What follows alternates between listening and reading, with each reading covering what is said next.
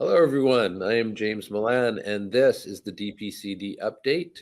Welcome to it. I am joined, as always, for these updates by the director of our Department of Planning and Community Development. She is Claire Ricker, and she has made time for us yet again today. Hello, Claire. Hi, James. I have to say, we have quite the breadth of topics here. People will get a good sense of just how broad the spectrum of what it is that the DPCD does here in and around Arlington today. Because we are going to talk about housing, we're going to talk about transportation, talk about economic development, talk about environment, and more. Are you ready to chat away? I'm always ready to talk about planning. All right, that is great. Let us start in that case with housing, and just let us know what residents should know. Great, yeah. So we have two upcoming virtual public forums related to affordable housing on October 17th, which is tonight, hosted by DPCD and the Affordable Housing Trust.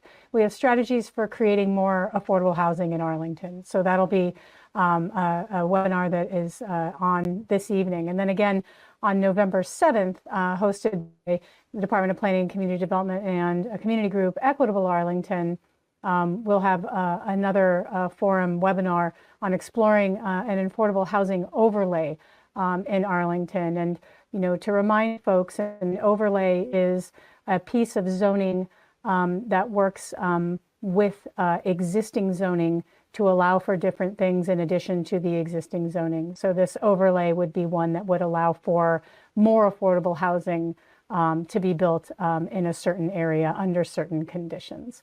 And of course, as always, we have plenty of additional info on both of these events on the town's website. Great. And I think we have talked for some time about plans for the Fox Library. And so I know that you had a feasibility kind of study, a feasibility study / open house some time back. Can you give us a recap on that? Sure, absolutely. So we had a great event, an open house related to the rebuilding of the Fox Library and the possibility and the potential for housing to be built above it. We had approximately 50 attendees who came to learn about, potential feasibility of a project like that. The MAPC, who is our consultant on this study, along with the library and, of course, this department, we continue to investigate the possibility of housing.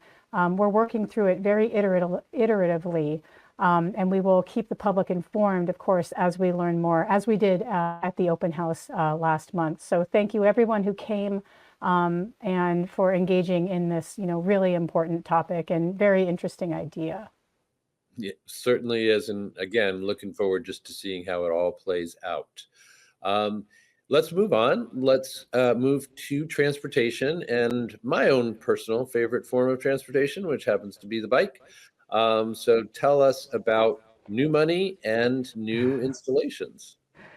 Yeah, great. It's great news in terms of our Bluebikes program in Arlington. We were $245,000 from MassDOT and a shared streets and spaces grant to expand our Bluebikes system even further than the stations that we already have. And this grant will fund the addition of three more stations, as well as the operating costs to support the overall system.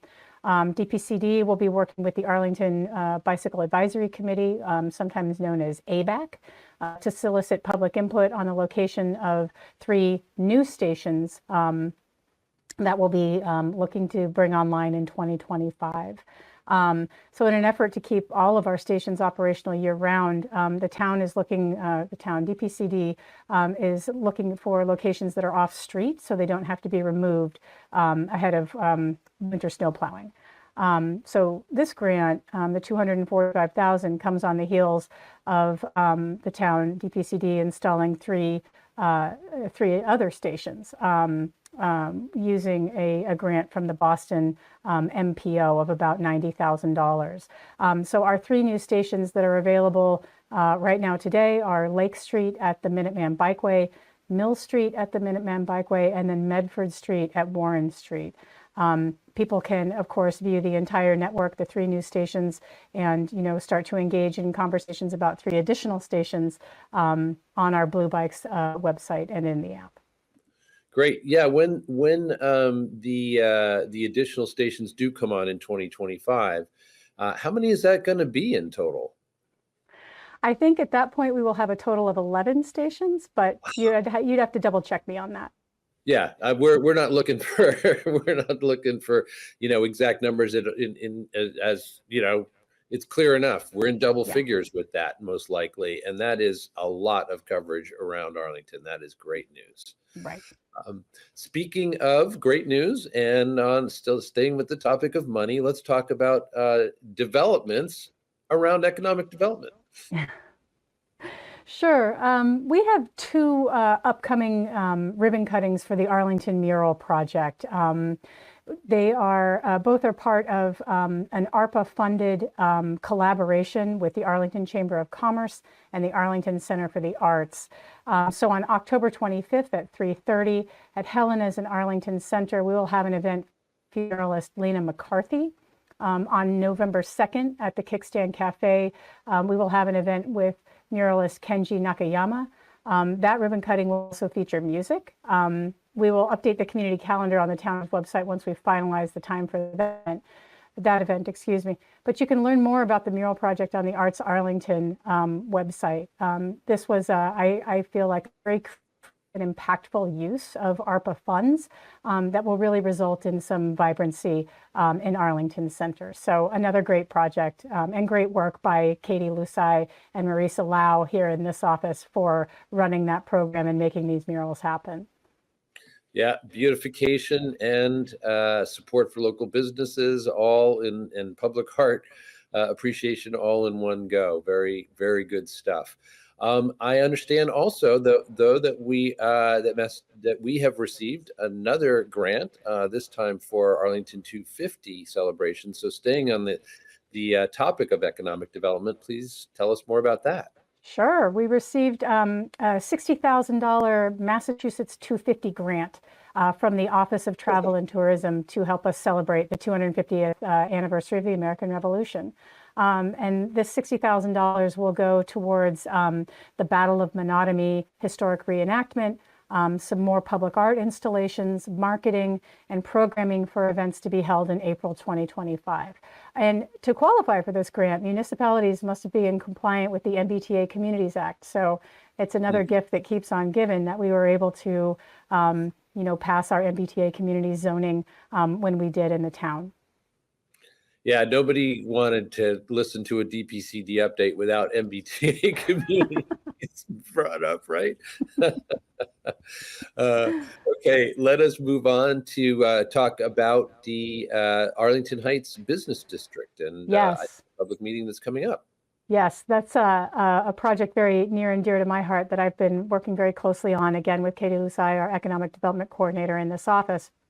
On October 29th at 6:30, a public meeting related to establishing an Arlington Heights Business District. We'll review existing and proposed zoning for a single comprehensive business district in Arlington Heights. Currently, there are 5 different business districts within about 1/8 of a mile along Mass Ave, which is, a somewhat confusing patchwork, and it's difficult for property owners to navigate as they're looking to develop or redevelop their commercial property and do business in the area. So we'll be looking at that zoning and proposing this single district in this community conversation that we'll be having on the 29th.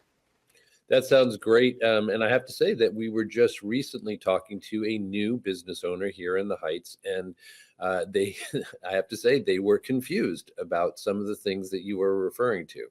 Yeah. So this is clearly going to have real impacts, and as soon as you figure out how to do it.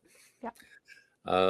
All right, so let us close with talking about the environment and specifically a recent event that you want to tell us about. Sure. So last month, as part of the Nature's Framework project that we've partnered with Tufts University on, residents gathered for the Wild Wonders event at Menotomy Rocks Park.